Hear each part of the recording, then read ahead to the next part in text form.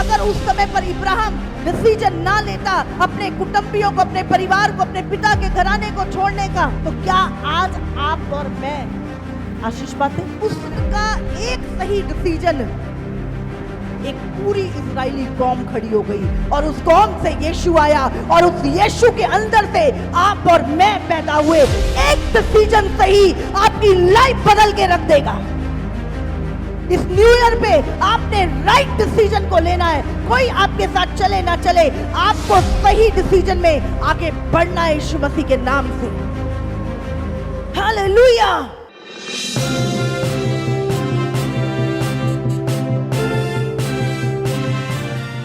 उत्पत्ति 12:1 से हम पढ़ते हैं। यहोवा ने अब्राहम से कहा, अपने देश और अपने कुटुंबियों और अपने पिता के घर को छोड़कर उस देश में चला जा जो मैं तुझे दिखाऊंगा, और मैं तुझसे एक बड़ी जाति बनाऊंगा और तुझे आशीष दूंगा, तेरा नाम महान करूंगा और तू आशीष का मूल होगा। जो तुझे आशीर्वाद दे उन्हें मैं आशीष दूंगा, और जो तुझे कोसे उसे मैं शाप दूंगा, और भूमंडल के सारे कुल तेरे द्वारा आशीष पाएंगे। तो हम यहाँ पे देखते हैं कि परमेश्वर ने जब इब्राहिम को बुलाया और प्रभु ने कहा तुझे पहले क्या करना है, छोड़ना है, और पर उसके बाद प्रभु ने कहा मैं तुझे आशीष दूंगा, तुझसे एक बड़ी जाति बनाऊंगा, तेरा नाम महान करूंगा और तू आशीष का मूल होगा। हम देखते कितनी सारी ब्लेसिंग परमेश्वर ने यहाँ पर, जो तुझे आशीष देगा वो आशीषित होगा, जो तुझे श्राप देगा वो श्रापित होगा, और मैं तेरे संग चलूंगा, तू आज बहुत सारी जातियों का पिता होगा। हम देखते हैं परमेश्वर इब्राहिम को क्या कह रहा है, तू मेरी योजना पर चल। परमेश्वर ने इब्राहिम को बुलाया और कहा मैं तुझे एक देश दूंगा, लेकिन तुझे अपने पिता का देश छोड़ना है। हाँ, मैं तुझे बढ़ाऊंगा, एक बड़ी जाति निकालूंगा। प्रभु तूने इस जाति को छोड़ना है, अपने कुटुंबियों को छोड़ना है, अपने पिता के घर को छोड़ना है, मैं तेरे नाम को महान करूंगा। और परमेश्वर जब उससे बात कर रहा है, अब इब्राहिम को क्या करना है, इब्राहिम को क्या करना है? परमेश्वर इब्राहिम से बात कर रहा है और उसे बता रहा है, लेकिन अब इब्राहिम को क्या करना है? पहले छोड़ना है, उसके बाद चलना है, विश्वास के साथ, देख के नहीं, विश्वास के साथ उसको चलना है। किस विश्वास के साथ? कि जो परमेश्वर ने मुझसे बात की है वो सारी चीजें जब मैं परमेश्वर के पीछे चलूंगा तो वो पूरी होंगी। जब परमेश्वर हमें बुलाता है अपने पास, अब परमेश्वर ने आपको, मुझे, हम सबको क्या किया? अपने पास बुलाया, हमें छुटकारा दिया, हमें चंगाई दी, और परमेश्वर ने क्या बोला? अब तू मेरा पुत्र है, मैं तुझे आशीषित करूंगा, मैंने तेरे लिए स्वर्ग में घर तैयार करे हैं, मैं तुझे लेके जाऊंगा। अब आपको और मुझे क्या करना है? जो इब्राहिम ने किया, क्या करना है? पुराना जीवन, पुरानी बातें, पुरानी सोच, पुरानी आदतें, वो सारी छोड़कर हमें अब विश्वास के साथ परमेश्वर के साथ लगातार चलते जाना है।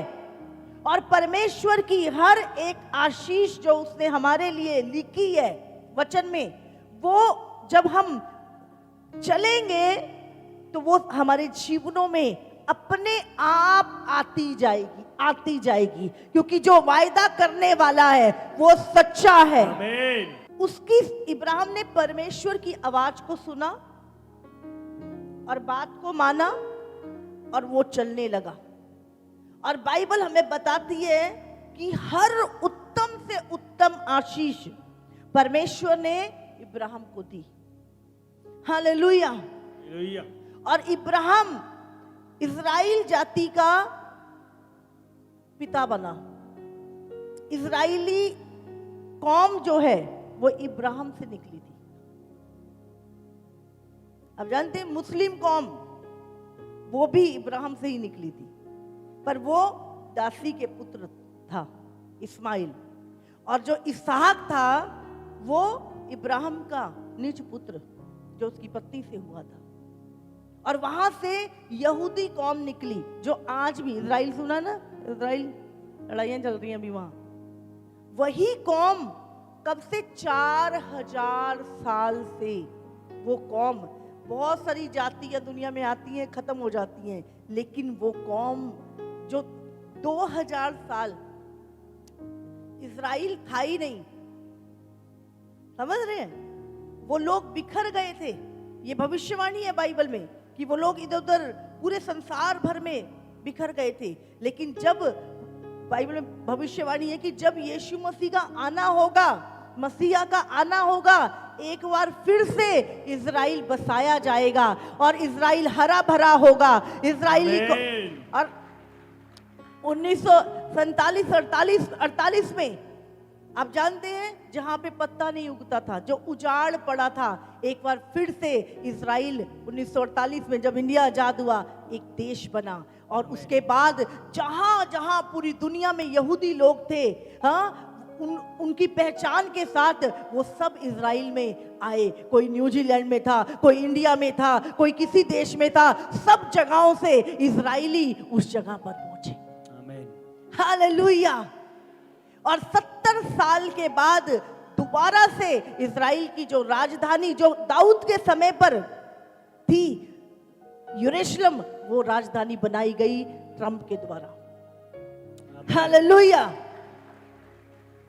जो चीजें परमेश्वर ने बोल दी, दुनिया खत्म हो सकती है, परमेश्वर का वचन, उसके मुंह से निकला हुआ वचन कभी खत्म नहीं हो सकता। आमीन।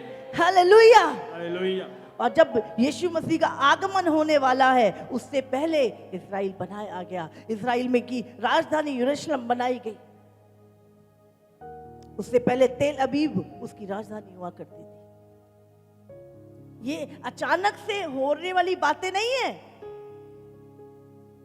जब मसीहा का आना होगा, तीसरा मंदिर बनाया जाएगा, ये सारी बातें जो हजारों साल से, यानी यीशु मसीह के आने के बाद, यीशु मसीह पहले से था, वचन पहले से था, पर 2000 साल पहले यीशु शारीरिक फॉर्म में आया। परमेश्वर देहधारी होकर इस दुनिया में आया और उसने आपके और मेरे पापों को उठा के हमें अनंत काल का जीवन दिया।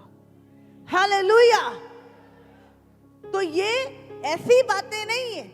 आज भी यरूशलेम में हर एक चीज जो आप पढ़ते हो, भेड़ फाटक, ये फाटक, वो फाटक, हर चीज वहां पे बनी हुई है, खोज निकाली गई है। सदोम अमोरा के विषय में आज भी सदोम अमोरा मौजूद है दुनिया में। परमेश्वर ने कब हजारों साल पहले इब्राहिम को बोला और इब्राहिम परमेश्वर के पीछे चला और आज भी उसका वंश दुनिया में है। और उसी में से, यहूदी कौम में से हमारा मसीह यीशु मसीह प्रकट हुआ और उसके द्वारा आपने और मैंने उद्धार और आशीष और मुक्ति को पाया, अनंत काल के जीवन को पाया। हालेलुया। तू सब जातियों की आशीष का मूल होगा। इब्राहिम की दासी हाजिरा, जिससे एक पुत्र हुआ था इस्माइल, जिससे पूरी मुस्लिम कौम निकली, उसका सारा का पुत्र इसहाक, जिससे पूरी यहूदी कौम निकली। और उन्हीं बाइबल में लिखा है, अगर हम यूहन्ना 4 में, कि उद्धार यहूदियों से है, उद्धार यहूदियों से निकला। यीशु मसीह यहूदियों में से आया। मरियम यहूदी थी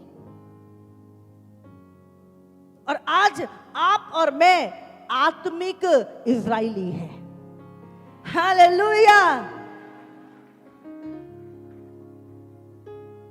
क्योंकि जब वो नया यरूशलेम उतरेगा, उस यरूशलेम में आप और मैं रहेंगे, उद्धार पाए हुए लोग।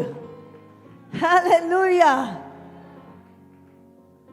इसीलिए हमें परमेश्वर के साथ चलना, रूप को देखकर नहीं। इब्राहिम कैसे चला? उसने देख लिया था कनान? नहीं। वो कैसे चला? रूप को देखकर नहीं, विश्वास के साथ। किस पे विश्वास? वचन पे विश्वास। प्रभु के बोले हुए पे उसने विश्वास किया और उस विश्वास के साथ वो लगातार प्रभु के साथ चलता गया और परमेश्वर बड़े बड़े राजाओं से उसकी रक्षा करता था और परमेश्वर उसे आशीष पे आशीष देता गया, देता गया, देता गया और उसने परमेश्वर पे विश्वास रखा। आमीन। और 24 साल बाद, क्योंकि उसकी मरी हुई दिशा, वो बूढ़ा हो चुका था, सारा बूढ़ी हो चुकी थी, लेकिन उसने परमेश्वर के वचन पे विश्वास रखा कि जो कुछ परमेश्वर ने बोला है, परिस्थितियां चाहे मेरे विपरीत है, मेरी शारीरिक दिशा भले वो नहीं है, लेकिन मेरा वायदा करने वाला सच्चा है और ये चीज पूरी होगी। और 99 साल की उम्र में उसको परमेश्वर ने आशीष दी और इसहाक के साथ एक कौम उसमें से निकाली। आज हमें उसी विश्वास के साथ हमें चलते जाना अपने जीवन में। आज आप और मैं रूप को देखकर, बातों को सुनकर नहीं, आपको और मुझे भी विश्वास की दौड़ दौड़नी है। हालेलुया। 31 तारीख को मैंने क्या बोला था? एक बड़ी महामारी आ रही है, चाइना पे एक बहुत बड़ी विपत्ति पड़ने वाली है। आप पढ़ो, अभी 5 दिन भी नहीं हुए हैं, बड़ी महामारी चाइना से निकली है और हजारों लाखों लोग इस समय हॉस्पिटलों में हैं। परमेश्वर ने कहा, मैं अपने दासों के ऊपर अपने भेदों को प्रकट करूंगा। और मैं आपको बोल रही हूं, प्रभु का आना बहुत निकट है। अपनी लाइफ को सेटल कर लो, अपनी लाइफ को पवित्र कर लो। छोड़ दो वो सारी बकवास बातें जो आपको आपकी मंजिल से दूर करती हैं। परमेश्वर का राज्य खाना पीना नहीं है, परमेश्वर का राज्य मेल मिलाप है, पवित्रताई के साथ चलना, प्रभु की इच्छा को पूरा करना है। हालेलुया। वो हमारा रक्षक है। सारे देशों में अभी वो महामारी का घंटी बज गई है, बोल रहे हैं कोरोना की तरह है, उससे भी बड़ी। कौन बचाएगा? जिसने हमें पिछले बार बचाया वही हमें आगे बचाएगा। अगर आज आप अगुओं की बातों पे ध्यान लगा रहे हो, प्रभु ने कहा, मैं अपना मर्म, मैं कुछ भी अपने अगुओं को बिना बताए नहीं करूंगा, मैं उन्हें बताऊंगा। सुना था आपने 31 तारीख को? अब पिछली बार मैंने बोला था जापान के लिए भूकंप आएगा वहां पे बहुत बड़ा, अगले ही दिन, 1-2 दिन में नहीं निकला था, इतना बड़ा अर्थक्वेक आया था वहां पर। परमेश्वर चीजों को प्रकट करता है। अब क्या होगा? छोटे छोटे देश, मैंने बोला 31 को, बड़े देशों के अंडर में चले जाएंगे। अब पूरे दुनिया के ऊपर शैतान कंट्रोल करना, एंटी क्राइस्ट का राज्य है, मसीह लोगों के ऊपर सताव। लेकिन बाइबल में लिखा है, परमेश्वर ने इस साल हमसे वायदा किया, मैं लगातार तुझे लिए चलूंगा, अकाल में भी तुझे तृप्त करूंगा, तू सींची हुई बारी होगा, तेरा जल कभी ना सूखेगा। हालेलुया। लेकिन अपने भरोसे पे मत रहना, अपनी चीजों के भरोसे पे मत रहना, मैं ये कर लूंगा, मैं वो कर लूंगा, कुछ नहीं, जान ही बचा लेना वही बहुत है। लेकिन अगर परमेश्वर के साथ इब्राहिम की तरह आप लगातार चलते जाएंगे, मैं आपको बोल रही हूं, अकाल में भी प्रभु आपको तृप्त करेगा। परमेश्वर आपकी दुश्मनों से भी रक्षा करेगा, हर वायरस से भी आपको बचाएगा और परमेश्वर आपको फलवंत करेगा। और यही बात होगी कि परमेश्वर आपको बताएगा कि वो आपके साथ है। आमीन। परमेश्वर फर्क करेगा आप चर्च में और संसार में, और प्रभु बताएगा ये मेरे लोग हैं, और यही विटनेस होगी आपकी। आपको लग रहा है अभी क्या कुछ नहीं, अभी तो ठीक है, सब ठीक है, पता चला 1-2 दिन बाद सरकार ने लॉकडाउन लगा दिया, बैठे हैं घर में, कर लो जो करना। खूब दिमाग चला रहे थे हम लोग। जब सब कुछ सही है तब भी यहोवा तुम्हें लेके चलेगा, जब सब कुछ खराब है तब भी यहोवा तुम्हें लिए चलेगा। अपना भरोसा अपने खुदावन पे, अपने बनाने वाले पे आपको रखना है। हालेलुया। इब्राहिम पहुंचा नहीं था, इब्राहिम ने प्रभु के वचन पे विश्वास किया और परमेश्वर उसे लगातार लिए चला और बढ़ाता गया। आपको प्रभु को पहला स्थान, प्रभु की संगति, प्रभु का प्रेम, यस प्रभु, मैं आपके साथ अपनी प्रेयर लाइफ, अपनी संगति, अपनी प्रभु के साथ अपनी कमिटमेंट। इब्राहिम को किसी ने नहीं बोला था कि तू दशमांश दिया कर। व्यवस्था तो आई नहीं थी तब, व्यवस्था तो मूसा के बाद आई है, समझ रहे हैं? लेकिन उसको पता था मुझे क्या करना है, मैं कैसे आशीषित होऊंगा। उसका विवेक जो परमेश्वर के प्रति फेथफुल था। आज कुछ लोगों को तो 10 बार एक बात कहो तो भी वो एक्सक्यूज निकाल देंगे, बहाने निकाल देंगे, बुरे विचार निकाल देंगे। लेकिन कुछ लोगों को बोलने की, उनका विवेक अच्छा है। अपने विवेक को शुद्ध करो, अपने मन को शुद्ध करो। जैसा प्रभु का वचन कहता है उसके अंदर कोई मिलावट नहीं, कोई दूसरा विचार नहीं। प्रभु ने बोल दिया तो मुझे करना है, बस ये वाला विवेक लेके चलो अपने जीवन में। आप देखो, आप फर्क देखोगे अपने और दूसरों के जीवन में यीशु मसीह के नाम से। बड़े से बड़े चालाक लोग, मैं आपको बोल रही हूँ, गिर जाएंगे और आपको लगेगा कि मेरे को तो कुछ पता ही नहीं है, मैं तो भोला भाला, मेरे अंदर तो अकल ही नहीं है, प्रभु मुझे कुछ नहीं पता, आपने तो सीधे सीधे मन है। और प्रभु आपको ऊंचा उठाएगा, आपको बचा के रखेगा। प्रभु के साथ सीधे सीधे चलना, मिलावट की जिंदगी नहीं, झूठ की जिंदगी नहीं। जो तुम यहां खड़े हो वैसे ही तुम बाहर हो। जब तुम बंद कमरे में हो तब भी तुम्हारे अंदर यहोवा का डर है। जब तुम दुनिया के सामने हो तब भी तुम यहोवा के डर में चल रहे हो। एक पाक पवित्र जीवन, उसमें भय नहीं होता, उसमें पकड़े जाने का डर नहीं होता। मेरा झूठ पकड़ा जाएगा, मेरी ये पकड़ी जाएगी, अरे मेरे नहीं। हालेलुया। आप अपनी जिम्मेवारी को प्रभु के वचन के प्रति पहचानते हैं। आपको किसी मनुष्य को दिखाने के लिए नहीं आप काम करते, आप परमेश्वर के वचन को पूरा करते हैं, क्योंकि उसका वचन कहता है कि तुझे चलना है विश्वास के साथ। लगातार आप चलते हैं प्रभु के साथ। किसी से प्रशंसा पाने के लिए, किसी से महिमा पाने के लिए, किसी की तारीफ सुनने के लिए आप परमेश्वर के साथ नहीं चलते। भले लोग आपकी निंदा करें, आपको कोई पसंद करे ना करे, आपको परमेश्वर को प्रसन्न करना और उसके साथ लगातार चलते जाना है। हालेलुया। कोई आपके साथ आना चाहे ना आना चाहे, आपको लगातार चलते जाना है। आपके कारण, मैंने बोला, बहुत सारे लोग आशीष को पाएंगे। अगर उस समय पर इब्राहिम डिसीजन ना लेता अपने कुटुंबियों को, अपने परिवार को, अपने पिता के घराने को छोड़ने का, तो क्या आज आप और मैं आशीष पाते? उसका एक सही डिसीजन, एक पूरी इजरायली कौम खड़ी हो गई और उस कौम से यीशु आया और उस यीशु के अंदर से आप और मैं पैदा हुए। एक डिसीजन सही आपकी लाइफ बदल के रख देगा।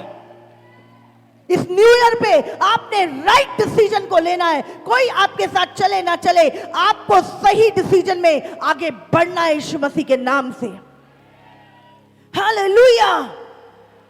और जब आप चलते हैं, इब्राहिम अकेला चला, सारा उसके साथ चली। लूत देगा, मैं भी चलूं, भाई आजा, मैं तो चल रहा हूं, मेरे साथ जिसको आना आ जाओ। डिसीजन आपका। जब परमेश्वर ने इब्राहिम को कहा अपने पुत्र को बलि कर दे, परमेश्वर चेक कर रहा था उसके प्रेम को। ये अपने पुत्र से ज्यादा प्रेम करता है या मुझसे प्रेम करता है? इब्राहिम ने सलाह नहीं की, इब्राहिम ने पूछा नहीं किसी को। इब्राहिम उठा, सुबह रात को दर्शन दिया, सुबह इसहाक को लिया, काठी बांधी और लकड़ियां लेके चल दिया मोरिया पर्वत की ओर। और जैसे ही अपना हाथ उठाया, परमेश्वर ने कहा, इब्राहिम, मैं जान चुका हूं तेरे प्रेम को, तू मुझसे कितना प्रेम करता है कि तूने 24 साल के बाद मिला हुआ अपना बेटा भी मेरे लिए कुर्बान कर दिया। आज मैं जान गया हूं। ऐसा ही नहीं, प्रभु ने इब्राहिम को आशीष दे दी। इब्राहिम परखा गया, बार बार परखा गया। अगर परमेश्वर तुम्हें सच्चा धन सौंपना चाहता है तो पहले तुम परखे जाओगे। परमेश्वर तुम्हें स्वर्ग में सोने का महल देने जा रहा है, क्या नहीं परखेगा तू रहने लायक है कि नहीं? अमेरिका भी जब वीजा देता है ना, तो पहले 10 कंडीशनें तुम्हारी, 10 सवाल तुमसे पूछता है, इंटरव्यू होते हैं तुम्हारे। ना तो ना, और अगर उनको ठीक लगे तो जाओ।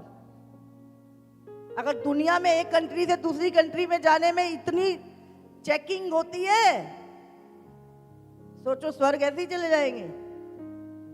हाँ, वहां भी स्कैनिंग होनी है पूरी। अपनी स्कैनिंग रोज वचन से कर लिया करो, है रोज कर लिया करो, ऐसे ऐसे करके कौन सा वचन ठीक नहीं है, कौन सा वचन टूट रहा है, कौन से वचन में, पूरी स्कैनिंग कर लिया करो। ये स्कैनिंग मशीन है आपकी। हालेलुया।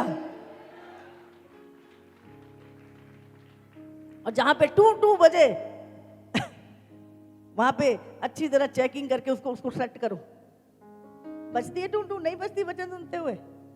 हाँ, अभी जब मैं वचन बांट रही हूं सायरन बजते हैं, जहां पे कमी होती है वहीं पे टू टू आने लगती है आवाज। ये गलती है मेरी, यहाँ पे मुझे सेटिंग करनी है, ये चीज का मुझे रिपेंटेंस करनी है, यहाँ चीजों को ठीक करना है। तो ये स्कैनिंग मशीन है मनुष्य की। एक तो बाहर की होती है शरीर वाली, ये आत्मिक अंदर मन की, हाँ मन की स्कैनिंग होती है इससे।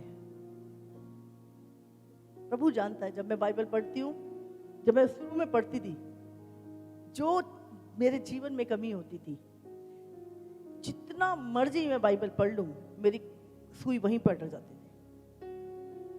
जब तक मैंने उन चीजों के साथ डील नहीं किया अपनी लाइफ को, परमेश्वर ने मुझे बढ़ाया नहीं।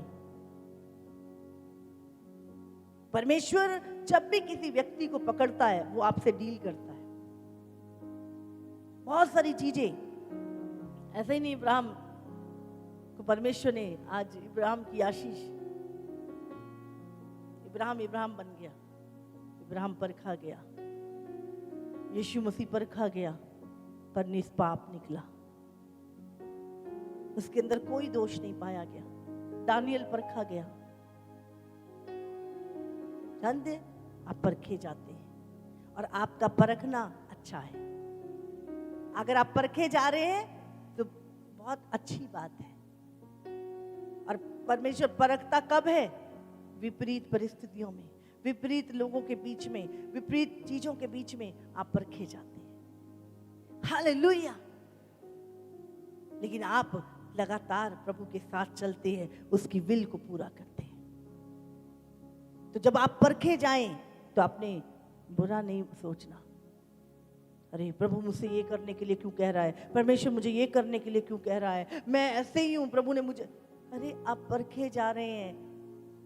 बाइबल में लिखा है, जब तुम नाना प्रकार की परीक्षाओं में पढ़ो तो उसे आनंद की बात समझो, क्योंकि तुम्हारे विश्वास से के परखे जाने से तुम सिद्ध होते जाते हो। हालेलुया। तुम आत्मा के फलों में बढ़ते जाते हो। एक व्यक्ति की स्कैनिंग कैसे की जाती है? पूरे शरीर, जब पूरे शरीर की स्कैनिंग होती है, देखिए एक बड़ी सी मशीन होती है, दिमाग की भी स्कैनिंग जब होती है ना, तो उसको लिटाए आते हैं अंदर, और बंदा बाहर से देख रहा होता सारा कुछ, पूरी स्कैनिंग हो रही होती है उसकी, कहाँ पे क्या चीज़ है। परमेश्वर भी हमारी स्कैनिंग करता है, उसको पता है कहाँ पे प्रॉब्लम, कहाँ पे है इस बंदे की, क्यों नहीं बढ़ पा रहा, कहाँ पे कौन सी चीज़ है। और परमेश्वर स्कैनिंग करके, वचन से स्कैनिंग करता है और फिर उस चीज़ के साथ डील करता है, उस बीमारी के साथ, उस चीज़ के साथ डील करता है, उसको निकालता है तुम्हारी जिंदगी से, ताकि तुम बढ़ो। बाइबल में लिखा है, वो परमेश्वर जो तुमसे प्रेम करता है, वो तुम्हें काटता और छांटता है ताकि तुम और फलो। हालेलुया। उसकी कटाई और छटाई के लिए बुरा मत मानो, अरे प्रभु में हम तो ठीक है, तुम झाड़ लग रहे हो, हाँ तुम सुंदर नहीं दिख रहे हो, तुम बढ़ोगे नहीं। तो प्रभु क्या कहता है कि अपनी कैंची उठाता है और तुम्हारी कटाई छटाई करता है, तुम्हें सुंदर बनाता है ताकि तुम और फलो, और फलवंत हो, और खूबसूरती के साथ आगे बढ़ो। हालेलुया। तो जब प्रभु हमारी कटाई छटाई करे तो बुरा नहीं मानना, प्रभु कर और मेरी काट छांट कर, प्रभु मैं तैयार हूं, मुझे पता है आपकी काट छांट करना मेरे लिए आशीष को लेकर आएगा। हालेलुया। मैं फलूंगा ही फलूंगा। अगर आप पुत्र हैं, आप बनाए जाएंगे। ताड़ना के द्वारा, प्रेम के द्वारा, कटाई छटाई के द्वारा आप चमकने के लिए बुलाए गए हैं यीशु के नाम से। हालेलुया। प्रभु नहीं चाहता तुम जैसे थे 10 साल बाद वही वैसे रहो। जब तुमने यीशु मसीह को अपनाया है, तुमने यीशु को ग्रहण किया है, अब परमेश्वर चाहता है वो तुम बनाए जाओ। और जहां तुम रहते हो, तुम्हारे गली, तुम्हारा मोहल्ला, तुम्हारे रिश्तेदार, तुम्हारे लोग, तुम्हारी विटनेस ने, भाई इसका जीवन पहले ऐसा था और आज सचमुच ये व्यक्ति एक गवाही के रूप में। हालेलुया। प्रभु चाहता है तुम चमको, तुम बनाए जाओ। हम भी वही पुरानी मैल, पुरानी गंदगी, पुरानी सोचें, पुराने विचार, पुराना जीवन, जो वो सारी मैल ऊपर तक परत ढकी हुई है। अब परमेश्वर ने क्या किया? हमें अपना पुत्र बना लिया। अब वो क्या कर रहा है? वो केमिकल अच्छे से डाल के हमारी सफाई कर रहा है। 1 बार, 2 बार, 3 बार, 4 बार। हम उस प्रोसीजर से निकल रहे हैं, हम उस प्रोसीजर से निकल रहे हैं। और एक टाइम आता है जब वो बिल्कुल जो वो था, असली पहचान थी उसकी, वो वैसा ही, वो कारपेट, वो चीज वैसी ही दिखने लगती है। हालेलुया। और जब सच में एक बार मुझे याद है, मैं देख रही थी उस चीज को, तो मुझे बड़ा बड़ा, अरे अब कैसे ये साफ होगी, ये इसके ऊपर जो डिजाइन सा बना, ये कैसे दिखेगा। और सच में मैंने उस वीडियो को पूरा देखा और मुझे ऐसा लग रहा था जैसे मैं ही साफ कर रही हूँ उसको। और मुझे हालेलुया। जब मैं कोई भी चीज मतलब अगर मैं देखती हूँ तो मैं उसके पीछे आत्मिक लॉजिक को रखती हूँ। और मैंने कहा प्रभु तू हमारे ऊपर भी तो ऐसे ही करता है, हम भी तो एक बार में थोड़ा नहीं सुधर जाते हैं। तू फिर से हमें डालता है पानी में, फिर से केमिकल डालता है, फिर से हमारी अच्छे से वो मशीन सी चलाता है, वो पंप सा चलाता है जिससे तेज हवा निकलती है ना, और वो फिर से वो गंदगी आती है, फिर वो नहीं साफ होते, फिर तू उसमें डालता है, फिर डालता है। पर एक दिन आता है तू अपना काम नहीं छोड़ता जब तक हम तेरे स्वरूप में जैसे बनाए गए थे वैसे बन ना जाए। Hallelujah, hallelujah. और जब वो पूरा काम हो जाता है, फिर वो जो जैसे नया कारपेट या नई वो चीज, वो नया घर या नई जो पुरानी कहीं से खोद के निकाली गई, उसकी असली पहचान उसको साफ करने के द्वारा जब दिखाई जाती है तो ऐसा लगता है धन्यवाद प्रभु। Hallelujah, hallelujah. और उस समय ऐसा होता है काश हम भी ये काम करें, ऐसी सफाई हम भी करें, हमारे पास ऐसी चीज और हम भी उसको ऐसे साफ करें। सचमुच तो आप और मैं परमेश्वर के बर्तन हैं। बाइबल में लिखा है परमेश्वर साफ बर्तनों में अपनी महिमा रखता है।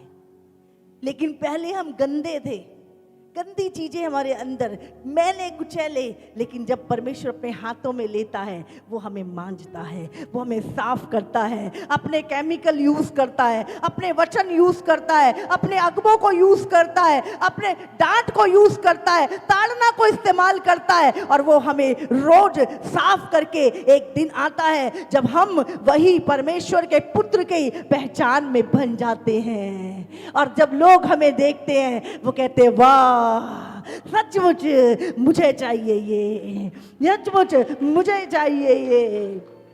हालेलुया। सब उसे पाना चाहते हैं, फिर सब उसे प्रेम करना चाहते हैं, सब उसके साथ समय बिताना चाहते हैं। पर ये एक दिन का काम नहीं है, आपको उस प्रोसीजर से निकलना पड़ता है, निकलना पड़ता है। कई केमिकल इरेक्शन भी कर जाते हैं, हाँ कईयों से दिक्कत होती है हमें, लेकिन चिंता ना करें, आपके ऊपर वर्क चल रहा है। एक दिन आएगा जब हर एक व्यक्ति तुम्हें प्रसन्न करने की कोशिश करेगा, हर व्यक्ति तुम्हें प्रसन्न करने का यत्न करेगा। बहुतेरे तुम्हें चाहेंगे जो आज तुम्हें कोई नहीं चाहता, लेकिन एक टाइम आएगा जब परमेश्वर तुम्हें ऐसा खूबसूरत बनाएगा, हर व्यक्ति तुम्हें चाहेगा, हर व्यक्ति तुम्हारे पास आएगा, तुम्हारी प्रेज करेगा, क्योंकि परमेश्वर ने वो अपना काम पूरा कर दिया। लेकिन हमें क्या करना है? हमें लगातार प्रभु के साथ चलते जाना है, चलते जाना है, चलते जाना है, रुकना नहीं है, भटकना नहीं है, अपने मार्ग से इधर उधर नहीं होना। हमें लगातार चलते जाना। बहुत सारे अरे बड़ा कठिन हो रहा है, नहीं बढ़ा जा रहा आगे, थक गए हम तो यहीं पे डेरा करेंगे, हम नहीं जा रहे। मूसा तेरे साथ क्या हुआ? वो पीछे रह गए। जो प्रभु ने उनके लिए रखा था वहां तक पहुंच नहीं पाए। क्यों? ये पुराने मन पे काम नहीं किया। आज भी मसीह में जब लोग अपने पुराने मन पे काम नहीं करते, पुरानी सोच, पुरानी बातें, पुरानी चीजों को लेके चलते रहते हैं, वो कभी भी आगे नहीं बढ़ते। परमेश्वर क्या कर रहा था इस्राएलियों के साथ? परमेश्वर उस रास्ते में उनके अंदर से मिस्र को निकाल रहा था। आज जब हम परमेश्वर के साथ लगातार चल रहे हैं, परमेश्वर हमारे अंदर से भी वो पुरानी सोचें, पुराना बदले की भावना, क्रोध की भावना, कड़वाहट, गुस्सा, वो हर वो चीज, नशे, व्यभिचार के विचार, हर वो पुरानी चीजों के साथ डील कर रहा है जो हमने पुराने जीवन में संसार से हमें मिली थी। वही बाइबल में लिखा है कि वो लोग मिस्र से निकल गए, पर मिस्र उनके हृदय से नहीं निकला था। आज परमेश्वर, जब हम कलीसिया में, जब लगातार हम प्रभु के साथ चल रहे हैं, परमेश्वर हमारे पुराने जीवन के साथ रोज डील करता है। रोज परमेश्वर हमारे अंदर से पुरानी चीजों को निकालता है। आप सोचो, एक व्यक्ति के अंदर उसके पूरे शरीर में ट्यूमर है, हो सकता है कि एक ही दिन में उसका ऑपरेशन कर दे और सारे ट्यूमर निकाल दे? पॉसिबल है? एक व्यक्ति को मोतियाबिंद हो जाता आंख में, डॉक्टर कभी भी दोनों आंखों का ऑपरेशन एक दिन में नहीं करता। कर सकता है वो, लेकिन नहीं करता। जानते हैं आप? ऐसे ही अगर हमारे पूरे शरीर में कांटे और ट्यूमर है तो डॉक्टर कभी भी पूरा नहीं निकालता, वो एक एक पकड़ता है। आज ये 10 दिन बाजू के लगेंगे, ये फिर 10 दिन इसके लगेंगे, 5 दिन इधर लगेंगे, 5, समझ रहे? वो धीरे धीरे धीरे धीरे उसे हील करता है, धीरे धीरे उसके ऑपरेशन कर। अगर एक ही दिन में करेगा वो बंदा क्या है, मर जाएगा। ऐसी परमेश्वर भी हमसे एक दिन में, हम तो एक डांट में ही हमारा तो हालत खराब हो जाती है। मुझे डांट कैसे दिया? हमारे अंदर क्या है, हमारा पुराना मनुष्य तो जाग उठता है, लेकिन प्रभु कहता चुप, तेरे भले के लिए। हालेलुया। हम सह लेते हैं। प्रभु एकदम से डील नहीं करता, प्रभु रोज डील करता है। रोज रोज धीरे धीरे हमारे कांटे, हमारी गांठें, हमारे पुराने चीजें निकाल निकाल के एक दिन आता है जब सारे कांटे निकल जाते हैं और वो मनुष्य पूरी तरह से हील हो जाता है। Hallelujah, hallelujah. मैं कई बार सोचती हूँ परमेश्वर के अंदर कितने पेशेंस हैं, कितना धीरज है परमेश्वर के अंदर, कि हम जैसे दुष्टों के साथ वो अपना जब पुत्र बना लेता, कितना पेशेंस से डील करता है, जैसे हम अपने बच्चों से डील करते हैं। करते नहीं करते? हमारे बच्चे कितनी बार कई हमें तंग करते हैं, हम फिर भी पेशेंस रखते, डांटते हैं फिर प्यार करते हैं, फिर डांटते हैं फिर प्यार करते हैं, फिर रोटी भी खिलाते हैं उसको, फिर सुलाते भी हैं, गोद में भी लेते हैं। समझ रहे हैं आप? पर हम उसको त्यागते नहीं हैं, उसको छोड़ते नहीं हैं, उसकी जो चीजें हैं उससे हम डील करते हैं, हम उसे समझाते हैं, नहीं समझता डांटते हैं, डांटते नहीं, हम मारते भी हैं, लेकिन हम उसे मारते नहीं हैं, हम खत्म नहीं कर देते उसको। ऐसे ही परमेश्वर भी जब वो हमें अपना पुत्र बना लेता है, हमसे डील करता है, हर तरीके से डील करता है।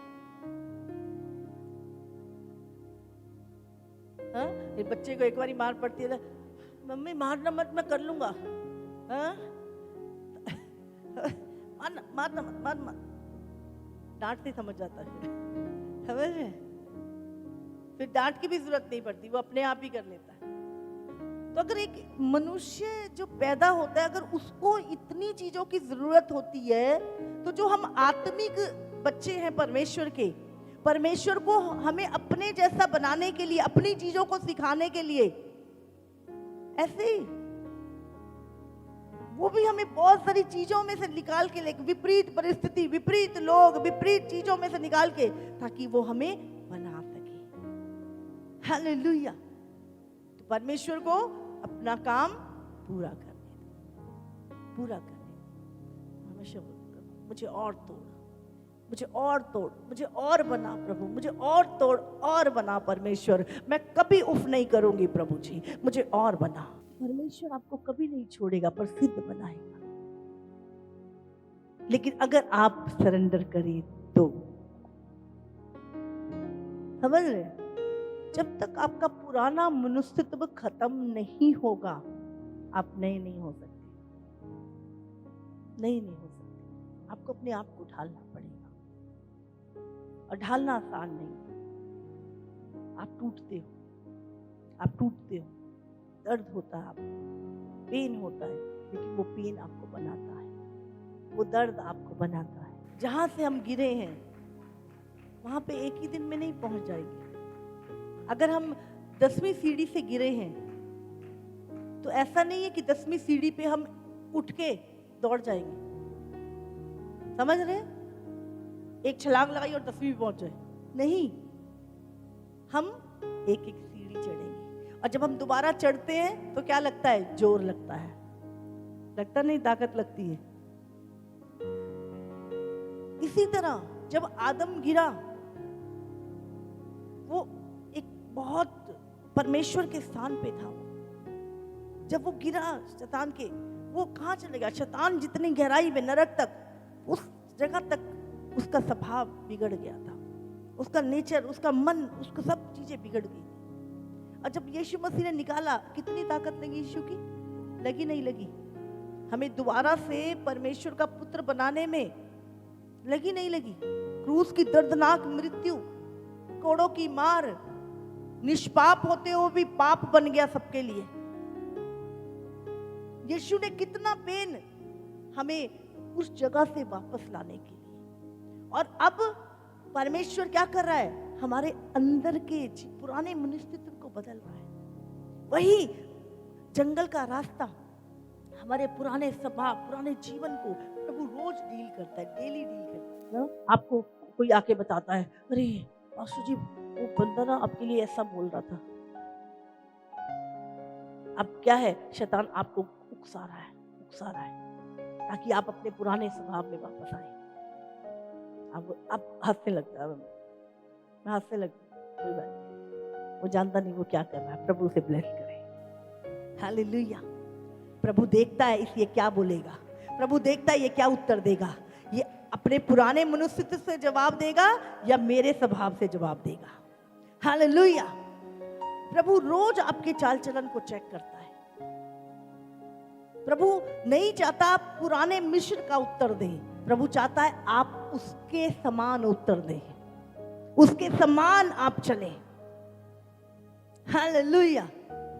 समझ आ रही है?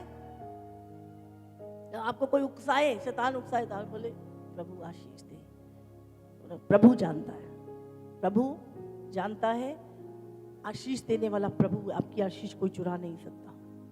अगर आप प्रभु के साथ चल रहे हैं, कोई आपको गिरा नहीं सकता।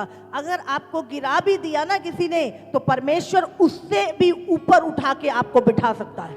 चिंता मत करें, आप परमेश्वर के कंट्रोल में हैं, प्रभु के हाथों में है। तो हम रूप को देखकर नहीं पर विश्वास से चलते हैं। हालेलुया। आपने ध्यान रखना है, प्रभु तुम्हें लगातार आएंगी, ये सारी चीजें, महामारियां आएंगी, भूकंप आएंगे, चीजें आएंगी, ये सारी चीजें यीशु के आने का चिन्ह है।